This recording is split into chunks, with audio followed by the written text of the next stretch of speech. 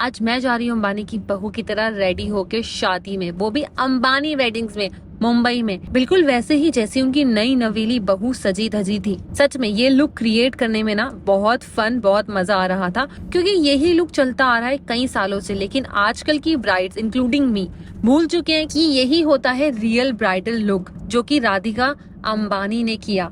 सच में इतना इंस्पायरिंग था कि मैंने सोचा आज मैं भी वही लुक करती हूँ, सीधी साड़ी पहनकर। तो मैंने साड़ी और ब्लाउज ढूंढ निकाला और फिर बारी थी मेकअप करने की। तो मैंने यहाँ पर रेड कलर की लिपस्टिक भी लगाई थी और हल्का फुल्का मेकअप कर लिया था। फाउंडेशन मैं यूज नहीं करती हूँ, तो बहुत ही कम मेकअप किया था, जैसे कि आप देख रहे हो। बस थोड़ी थोड़ी चीजों को शाइन करने के लिए मैंने यहाँ पर मेकअप किया था। खूब सारा ब्लश भी लगाना था मुझे और पानी भी पीना था, क्योंकि ब्लश भी तभी दिखेगा जब आप हाइड्रेट रहोगे। पानी पीने के बाद मैंने अपने फेस पर काफी सारा ब्लश लगाया, जो कि है मेरा फेवरेट काम। ब्लश लगाने के बाद मैंने इसको बहुत अच्छे से ब्लेंड कर लिया, क्योंकि मुझे बहुत ही मिनिमम सा मेकअप चाहिए था, जैसा कि राधिका अंबानी ने किया था बिल्कुल वैसा ही मेकअप हो चुका था। बारी थी बिंदी लगाने की पूरी तरीके से।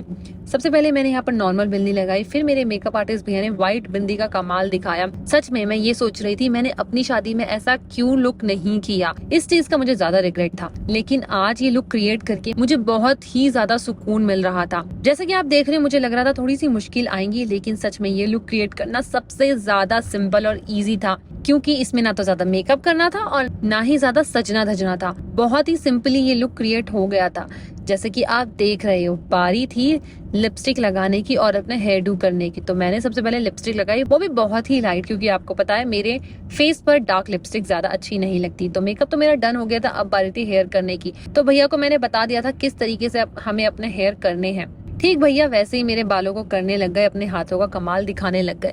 लेकिन एक चीज और कमी थी यहाँ पर, वो थी नाक की नथुली। तो मैंने सोच लिया था मेरे पास ये नाक की नथ है, मैं यही पहन लूंगी। मैंने ये एक मराठी शादी में पहनी थी, तो मैंने सोचा क्यों ना आज भी इसको पहन लिया जाए। तो बालों को तो भैया अच्छे से कर रहे थे टाई। उसके बाद बारी आई गजरे की। ये है हमारे पास नकली गजरा, जो हर जगह काम आ जाता है। तो आप भी घर पर ऐसा कोई गजरा रख देना, क्योंकि ये गजरे ना बहुत काम आते हैं। गजरा लगाने के बाद मैंने अपने गले में पहन लिया ये सोने का हार। उसके बाद मैंने अपनी साड़ी के पल्लू को ठीक किया। सीधी साड़ी पहनना सच में बहुत ज्यादा मुश्किल है, लेकिन टफ नहीं है। तो यहाँ पर साड़ी का लुक मेरा बिल्कुल हो गया था रेडी, हेयर डू भी हो चुका था। बस भगवान जी का आशीर्वाद लिया और मैं चल पड़ी शादी के लिए।